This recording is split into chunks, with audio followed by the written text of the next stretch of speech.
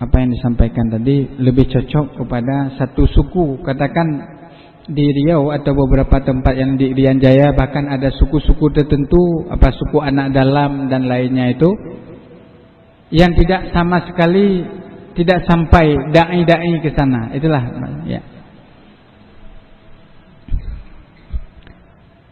Padahal setelah diutus Rasulullah itu, Rasul menyatakan bahwa mengumpamakan kehadiran beliau itu seperti sebuah menyempurnakan yang lain. Bahkan disebut dalam Al-Quran beliau menjadi rahmatan lil alamin. Jadi kehadiran Rasul tersebut itu sebenarnya menjadi membawa rahmat bagi semesta, bukan kepada manusia saja tetapi ke alam sekitarnya. Nah, di sana konteksnya ada kaum-kaum tertentu yang tidak sampai dakwah. Barangkali sampai dakwah tapi kemudian hilang dakwah tersebut di tempat tersebut. Sehingga ada yang bercerita, tapi wallahu alam ini kejadian katanya. Di sebuah tempat, katanya tempat itu tidak bisa lewat tempat itu kecuali melewati sungai. Katanya sungai itu banyak buaya. Sedangkan orang Islam tidak sungguh-sungguh datang ke sana. Yang datang ke sana kebetulan bukan Islam, orang lain. Mereka berdakwah, sukses dakwah mereka di sana. Tapi kaum tersebut akhirnya berubah keyakinannya. Tapi ada sebuah tulisan yang mereka simpan terus. Kemudian datang orang jamaah tabligh. Jamaah tabligh ini kita sangat apresiasi dengan mereka. Suruh orang lain kepada kebaikan, berdakwah kemana-mana itu, masuk ke belantara, banyak yang seperti itu ya, dakwah. Bukan hanya di masjid saja. Jadi ketika mereka masuk di sana, ketika mereka mulai dakwah-dakwah tersebut, diberikanlah satu istilahnya yang dianggap semacam keramat, peninggalan nenek moyang mereka. Apa yang terjadi ketika dibuka ternyata itu entah surat Al-Fatihah ataupun Al-Quran. Jadi rupanya berubah keyakinan mereka ini karena tidak ada lagi yang melanjutkan dakwah di sana. Barangkali ada ulama, ada ustaz, ada tokoh yang datang ke sana mengajarkan, meninggal beliau udah selesai. Tidak dilanjutkan lagi. Makanya sebenarnya memang bagaimana kalau kita lihat orang-orang yang sukses di dalam dakwah tersebut seperti Habib Munzir misalnya, almarhum yang sudah habis. Mereka dakwah sampai ke daerah-daerah pelosok-pelosok yang kadang-kadang tidak diliput oleh media. Tetapi persoalannya kan ya, inilah persoalan yang kita hadapi. Terjun ke sana ke masyarakat, kemudian tidak tahu. Kadang-kadang ada metode dakwahnya itu di Jakarta, Dewan Dakwah di Jakarta, Dewan Dakwah Islam Indonesia. Beda dengan ini ya, Dewan Dakwah beda dengan lembaga dakwah, itu ada perbedaan. Dewan Dakwah ini di nasional. Jadi Dewan Dakwah di sana itu mengirim dai ke daerah pelosok. Ke daerah pelosok, ke daerah Irian Jaya. Itu kata teman yang diutus ke sana. Kadang-kadang kita berdampingan dengan non-muslim. Kadang-kadang luar biasa yang mereka hadapi di sana. Dengan dana yang tidak ada. Kemudian ini. Jadi lemah akidah di sana. Makanya Dinas Syariah Islam Provinsi itu juga ada program ke sana. Walaupun mungkin tidak maksimal. Mengirim dai-dai perbatasan. Karena di daerah perbatasan ini banyak sekali istilahnya akidah yang lemah di sana. Banyak orang-orang Islam yang lemah imannya kemudian berganti karena persoalan ekonomi, karena persoalan tidak ada dakwah. Mereka Islam tetapi keyakinannya sudah bercampur baur. Kenapa? Tidak ada lagi dakwah di sana.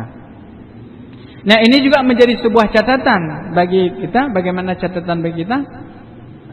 Barangkali karena memang orang-orang yang punya kapasitas mungkin lebih memilih di daerah-daerah yang kota dan tempat-tempat yang lemah begitu tidak. Barangkali juga kalau kita di Banda Aceh, kita masuk ke anak-anak pang, misalnya, anak-anak yang katakan tidak punya sama sekali basic ilmu itu kan lebih mudah ditelurkan aliran sesat.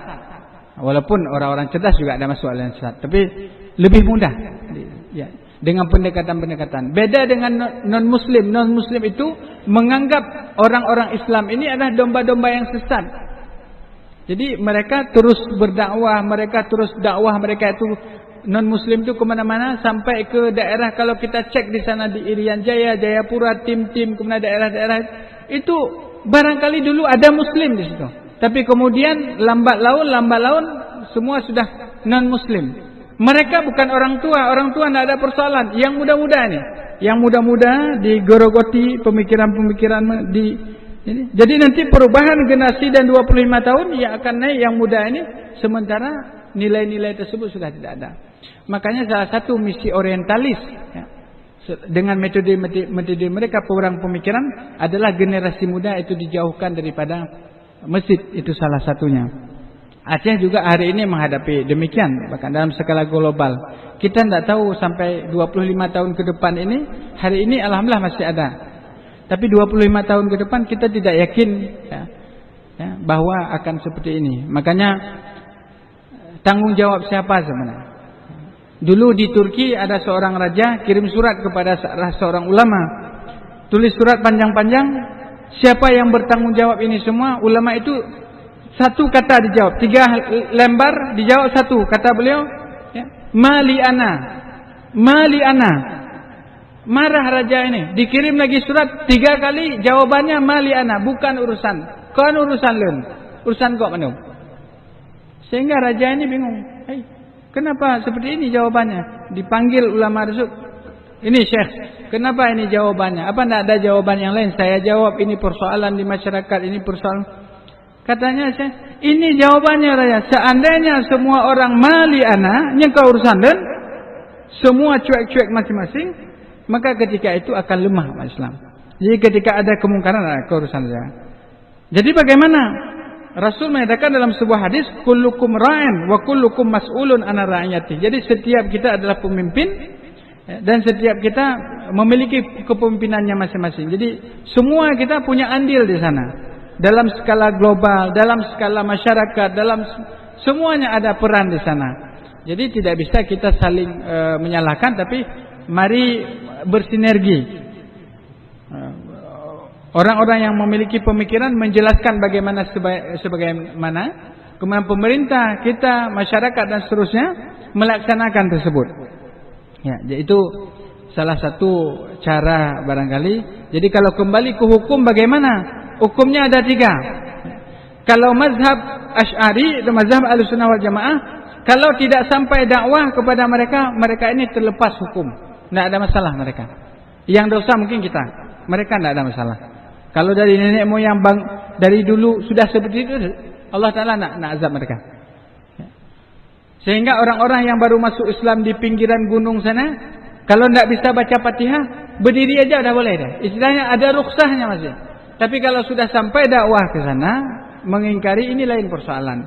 Maka kalau mazhab yang Mu'tazilah, dia karena diberikan akal. Akal bisa membedakan antara yang benar dengan yang salah. Tapi mazhab Asy'ariyah atau Ahlussunnah tidak demikian. Syariat, kalau Allah sudah mengutus rasulan tadi, berarti hukumnya sudah berlaku. Jadi